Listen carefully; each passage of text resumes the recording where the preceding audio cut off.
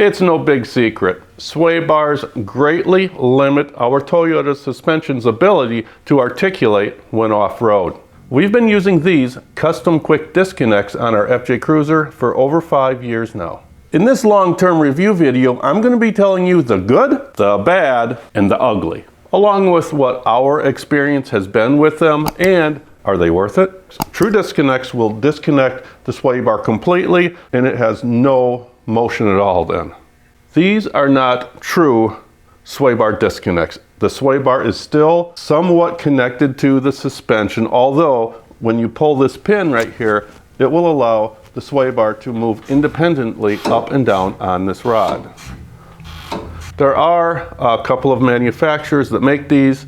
We got ours from Overland Custom Design. We'll put a link to them in the video description below.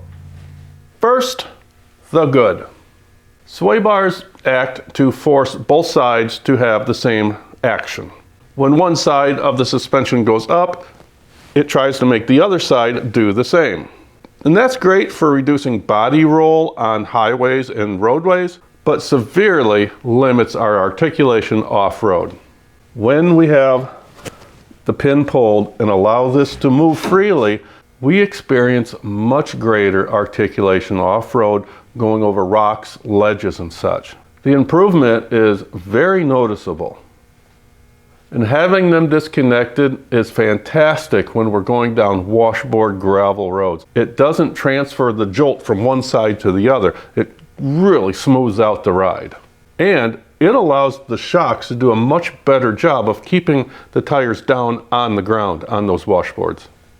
Because they allow the front to act independently, they also allow the rear to have a firmer traction footprint. They're really easy to use. All you do is get under, pull the pin out on both sides, and you're good to go. Now, the bad. The open heim joints require routine maintenance, lubing. When I was still using this as my daily driver, that was at least once a week. I would crawl under, put a couple of drops on each joint, and this rod that it rides up and down on, without regular use, rust can form on that. So you have to keep that lubed up too to prevent rusting. If these joints, when being installed, aren't oriented properly, these nuts that hold them on might back off. That's another thing you need to periodically check. The sliding piece that the pin goes through is made out of aluminum. When disconnected, these get hammered on, both the bottom and at the top. So over time, there's going to be a little mushrooming of that piece. The pins that come with the disconnects are these straight pin type things with the little spring-loaded detent ball at the end to keep it in place.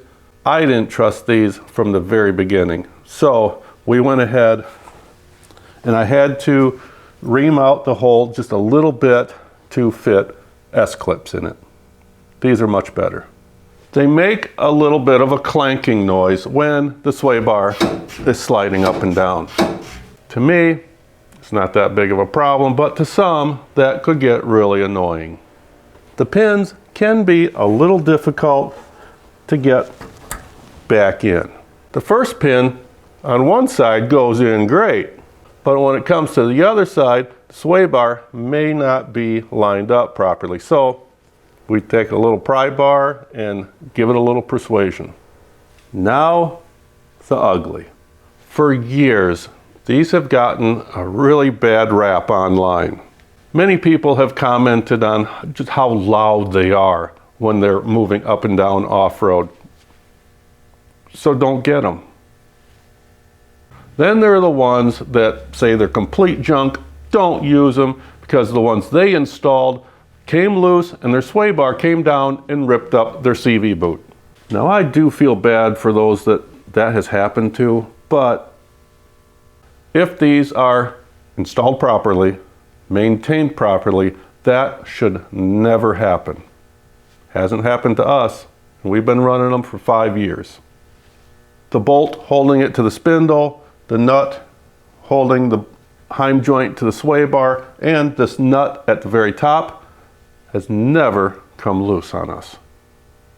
There was a person who wrote this scorching review on these, posted it on one of the old message boards a few years ago. He went on and on about how these are junk, you should never use these. He did, and they destroyed his axle boots. Everyone should trust what I'm saying, blah, blah, blah. He also posted a couple of pics showing the damage that was done from a nut coming loose. He had the links installed upside down.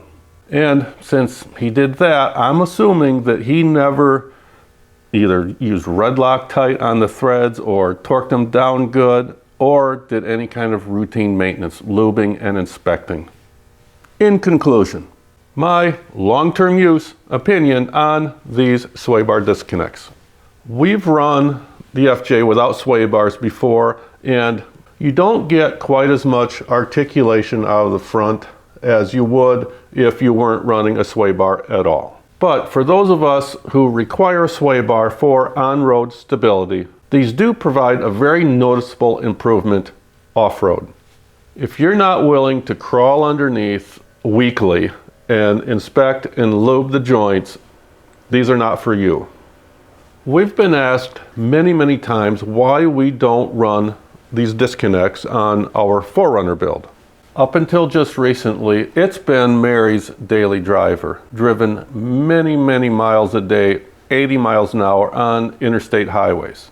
In the past, we've had some terrible experiences with these small heim joints on long road trips. I'm talking 8, 10, 12 hours, 80 miles an hour down an interstate. What happens is these joints get really hot from that constant movement in them. And I think what happens is that nylon or Teflon insert in there gets way too hot and swells up, and then these freeze. And they start making the most horrific sound you'll ever hear. Another reason why we don't have them on the 4Runner is, well, for one thing, we just haven't got around to it yet. But also is the constant maintenance that's required on them.